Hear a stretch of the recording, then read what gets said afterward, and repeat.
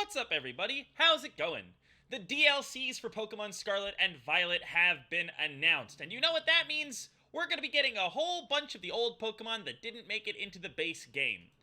Now, I have a lot of situations where I'm sitting there in the team builder with 5 Pokemon in my team, looking at that 6th slot and going, man, it sure would be nice if this one very specific Pokemon that wasn't in the game anymore was in the game. So that's why I decided to make this video. Today we're going to be talking about 10 old Pokemon that were not in the base game that I really hope we get back in the DLCs. Coming in at number 10, we have Manabuzz. Now, Manabuzz is a bit of a weird pick right now, which is why it's on the bottom. I feel like Manabuzz would have been an absolutely meta-defining Pokemon in Series 1, and then Fluttermane and Iron Bundle got added, and I think it still would have found relevancy in Series 2, but then all the Ruin Pokemon are about to get added, and they're all Dark types, so, like, I don't really know if Manabuzz would actually find play anymore, but it's a cool Pokemon. I like it. Access to Overcoat is really neat on, like, sort of a slow, stally endgame mon. You can set Tailwind, which is really nice. Snarl is an amazing move. Foul Play is just great for a Pokemon that you want to just have on the field for the whole game. And with Overcoat giving you that immunity to Spore, you can also run Leftovers on it, as opposed to the kind of similar Corviknight sets that are all kind of forced into running Safety Goggles. So, I like Manabuzz. I think it would be kind of cool if he came back, and I will do my best to fit it on a team, despite all of the things that are kind of against it right now. Coming in at number 9, we have Milotic, one of my favorite Pokemon to use of all time. One of the hardest things about team building in Gen 9, for me at least, has been the incredibly underwhelming selection of defensive water types. A defensive water type Pokemon has been on pretty much every team that I built throughout all of Gen 8. I really liked using Milotic. I really liked using Tapu Fini. I really liked using Suicune. None of those Pokemon are available in the game. All we have is Gastrodon, which isn't amazing into a meta with Iron Bundle, since you're basically forced to commit your Terra to not just instantly evaporate to Freeze Dry. Milotic offers incredible special bulk, but it also has access to competitive, which is one of the best abilities in the game, but none of the good competitive users are in the game.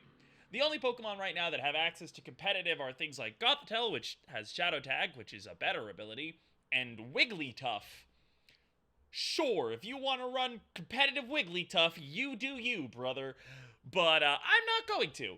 On Milotic, it's really cool, because you don't need it to have that big offensive presence. You have access to moves like Muddy Water, Coil, Hypnosis, Recover. That's my personal favorite set because I'm a bad person. But you could run competitive with something like an Ice Beam for coverage, a more offensive version, especially if we're playing in a format with a lot more Intimidate, if Incineroar were to come back, for example. All in all, I think Milotic is a super cool Pokemon, and I hope that we get it back in the DLCs. Coming in at number 8 is Aegis Slash. Now, I think that a Shadow Sneak from a 140 base attack Pokemon is a pretty cool thing to have access to when we're in a format with Fluttermane. I'm not gonna lie, that's the only real justification I have for this one. I just kind of think Aegis Slash is a really neat Pokemon, and I like him a lot. King's Shield's cool, Stance Change is cool. I like him. Please, give me him back. Coming in at number 7, we have Lickitung. I love Lickitung because his German name is Schlurp. Really, the main reason I want Lickitung back in the game is that my girlfriend hates this Pokemon with a burning passion, and I think it would be really funny if Game Freak forced her to look at it some more. Moving on to number 6, we have Incineroar. The only reason this Pokemon is so low is because I know that you all would kill me if I put it at number 1.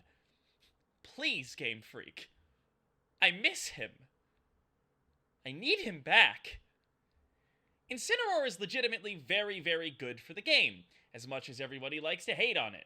Between its bulk, access to Intimidate, and then all of the wonderful tools in its toolkit, like Parting Shot, and U-Turn, and Snarl, and Burning Jealousy, and Flare Blitz, and Darkest Lariat, and all the other moves that it gets, it's just really good into pretty much everything. It's an amazing tool to shore up any bad matchups your team might have, and as a result, in many ways it's a Pokemon that facilitates the better player winning a higher percentage of games, which is good in my opinion.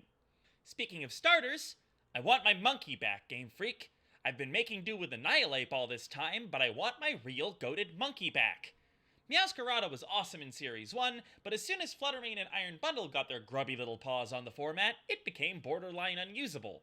Every single team I build right now goes through a phase where I think to myself, okay, almost done. All I need is a good offensive grass type to round out this team. And then I go into the builder and realize that there aren't any. I want my Monkeyback. Rillaboom would round out so many teams so nicely. Reasonably fast fake out, solid bulk. Take away Grassy Glide for all I care. Drum beating, knockoff U-turn, it's still gonna be a really, really good Pokemon. Flying in at number 4, we have an old favorite, Togekiss.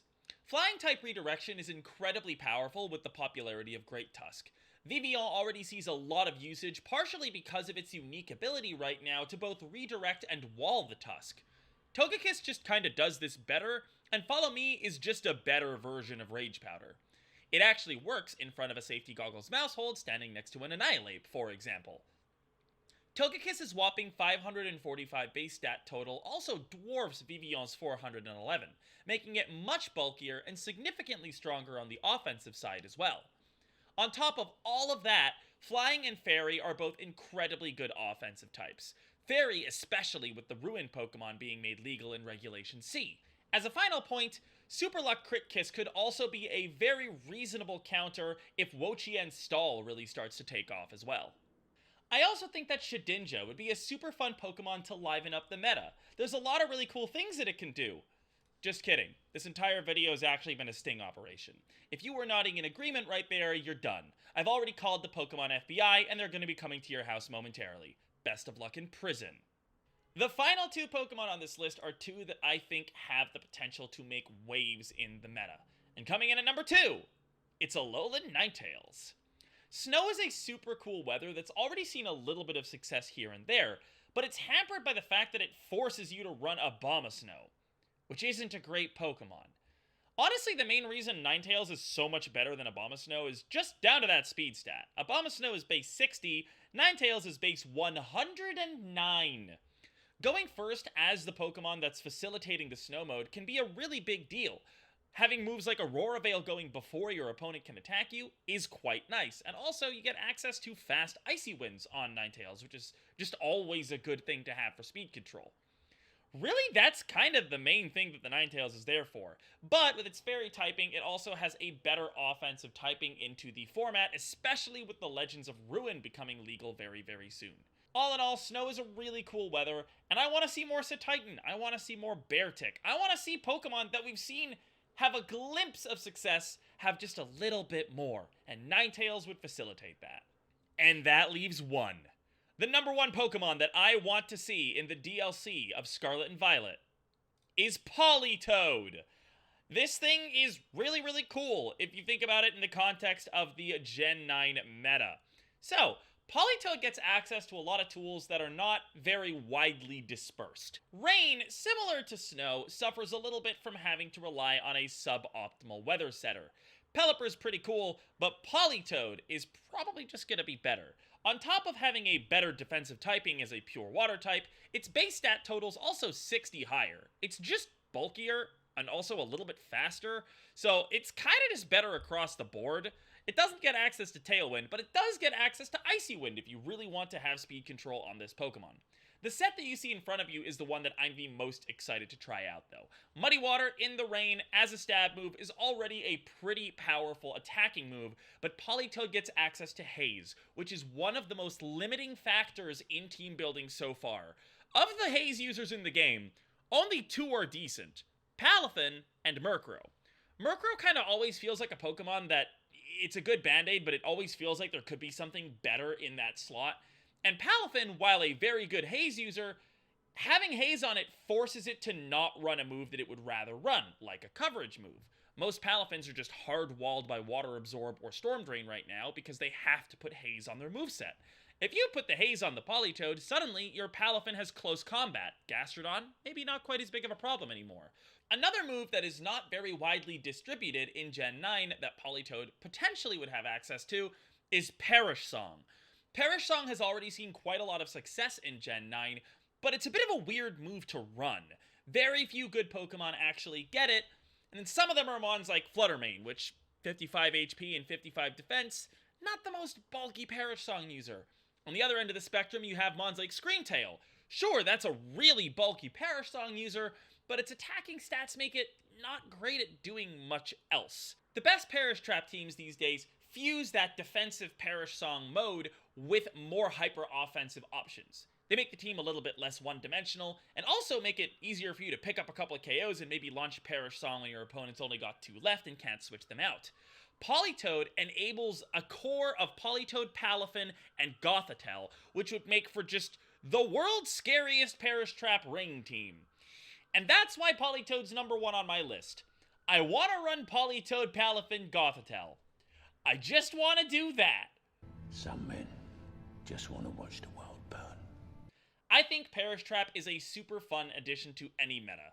I know there's a lot of people out there that really don't like the existence of Perish Trap, but I think it's a really fun addition to the puzzle of team building, and it's a really fun archetype to play if you find a team that you really vibe with.